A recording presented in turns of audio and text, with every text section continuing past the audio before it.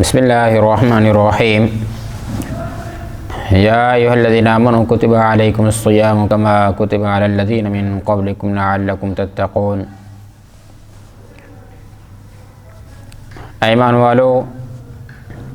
تم پر اللہ تبارک و تعالیٰ نے روزے فرض کیے، کما کتب علی الذین من قبلکم لعلکم تتقون،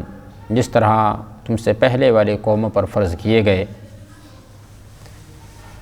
مقصد کیا ہے رمضان کی فضیلت کا؟ لعلکم تتقون، تاکہ تمہارے اندر پرہیزگاری پیدا ہو، تقوی پیدا ہو، کسر نفس پیدا ہو۔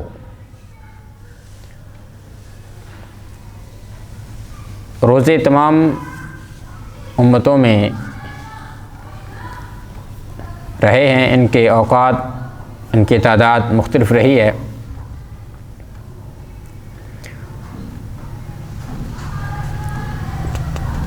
اللہ تبارک و تعالیٰ نے مزید ارشاد فرمایا کہ ایام معدودات، کہ یہ گنتی کے دن ہیں، کہ جس طرح حضور اکرم صلی اللہ علیہ وسلم نے ارشاد فرمایا کہ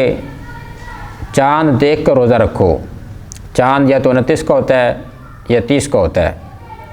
اگر 29 تاریخ کو چاند نظر آ جائے تو روزے رکھ لو، افطار کر لو،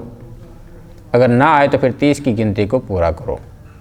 تو یہ ہے ایام معدودات، گنتی کے دن ہے۔ آگے اللہ تبارک و تعالیٰ نے کچھ احکام کو بیان فرمایا۔ پہلی آیت میں صرف فرضیت کو بیان کیا کہ تم پر روزے فرض کیے گئے، اور اگلی آیات بینات میں اللہ تبارک و تعالیٰ نے رمضان مقدس کے، اس ماہ مقدس کے کچھ احکام کو ذکر فرمایا کہ فمن کان منکم مریضا او علی سفر فعدۃ من ایام اخر، تو تم میں سے جو کوئی بیمار ہو جائے اس ماہ مقدس میں یا کسی سفر پر ہو تو اتنے روزے 2 اور دنوں میں رکھ لے، یعنی سفر میں اور بیماری کی صورت میں روزے چھوڑ دینے کی اجازت ہے۔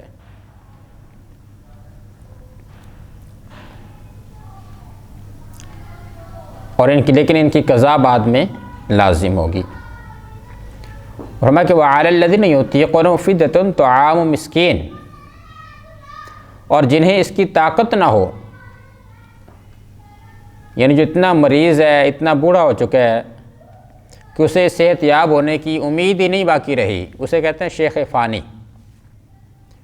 تو شیخ فانی کے لیے بھی اجازت اللہ تبارک و تعالیٰ نے عطا فرمائی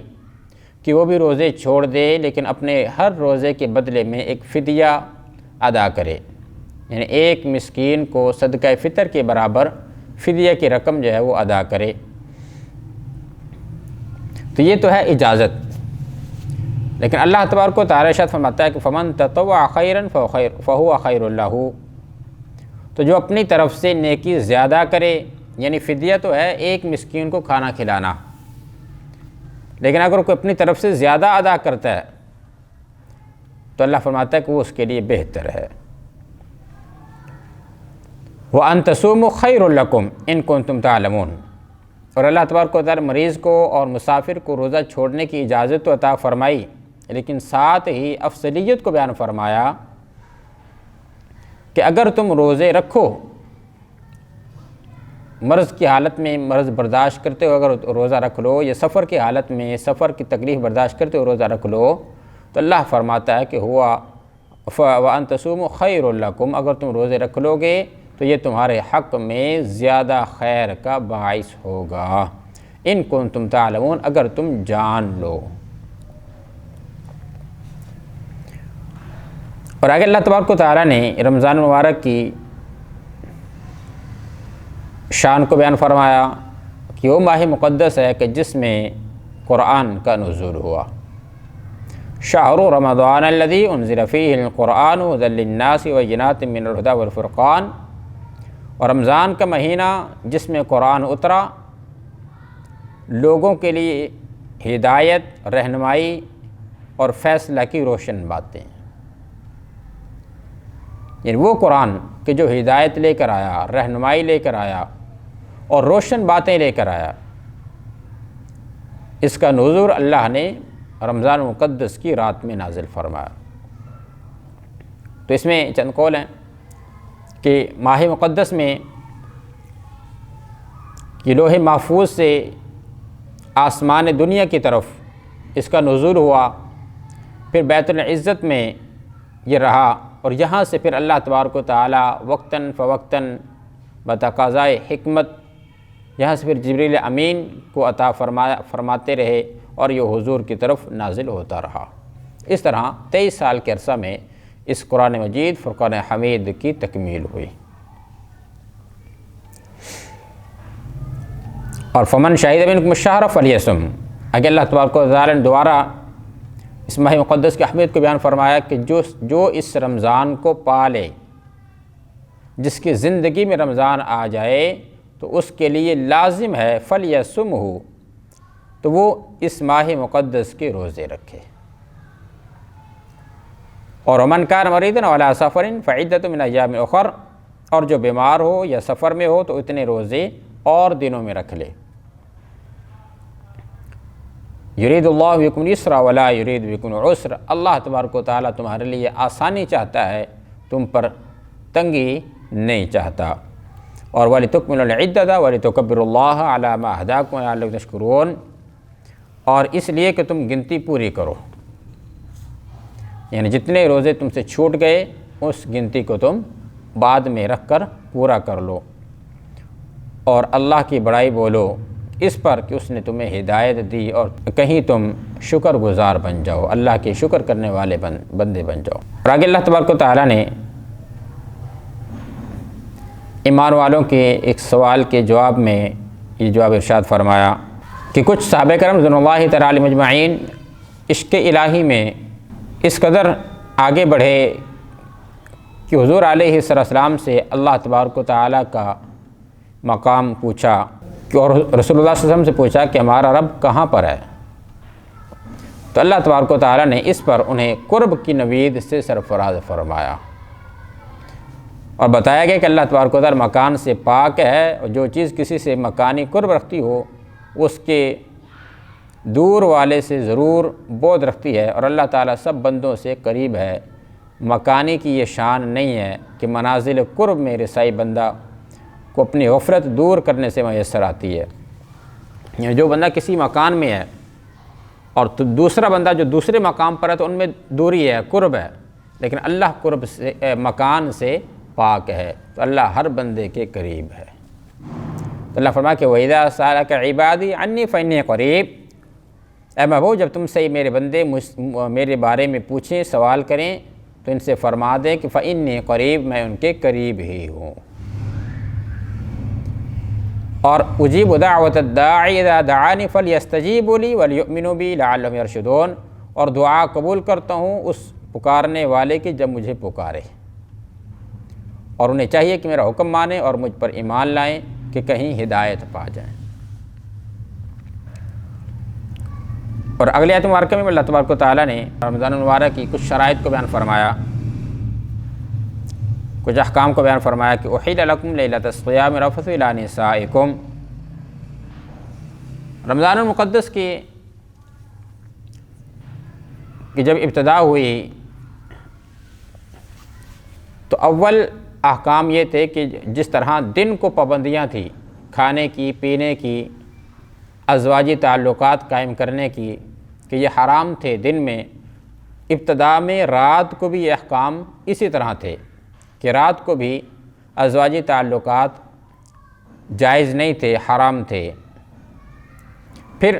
حضرت عمر فاروق رضی اللہ تعالی عنہ سے یہ کوتاہی ہوئی جو اس امت کے لیے خیر کا باعث بن گئی، تو اللہ تبارک و تعالی نے یہ رات کی پابندی کو ہی ختم کر دیا، تو اس کو اللہ تبارک و تعالی نے یہاں ارشاد فرمایا احل لکم لیلۃ الصیام الرفث الی نسائکم، اور روزوں کی راتوں میں اپنی عورتوں کے پاس جانا تمہارے لیے حلال کر دیا گیا۔ ہن لباس لکم وانتم لباس لہن، وہ تمہاری لباس ہیں اور تم ان کے لباس۔ تو علم اللہ انکم کنتم تختارون انفسکم فتاب علیکم وعفا عنکم، تو اللہ نے جانا کہ تم اپنی جانوں کو خیانت میں ڈالتے تھے، تو اس نے تمہاری توبہ قبول کی اور تمہیں معاف فرما دیا۔ یعنی جس صحابی سے یہ کوتاہی ہوئی تو اللہ تبارک و تعالیٰ نے اس کی توبہ کی قبولیت کو اور اس کی معافی کو قرآن میں بیان کر دیا، اور فرمایا کہ فالآن باشروہن وابتغوا ما کتب اللہ لکم، تو اب تم ان سے صحبت کرو اور طلب کرو جو اللہ نے تمہارے نصیب میں لکھا ہے، یعنی اولاد۔ اور وَكُلُوا وَاشْرَبُوا حَتَّى يَتَبَيَّنَ لَكُمُ الْخَيْطُ الْأَبْيَضُ مِنَ الْخَيْطِ الْأَسْوَدِ مِنَ الْفَجْرِ، اور کھاؤ اور پیو یہاں تک کہ تمہارے لیے ظاہر ہو جائے سفیدی کا ڈورا اور سیاہی کی ڈورے سے، یعنی پھوٹ پڑے، صبح صادق ہو جائے۔ اور ثُمَّ أَتِمُّوا الصِّيَامَ إِلَى اللَّيْلِ، اور پھر رات آنے تک روزے پورے کرو۔ تو کیا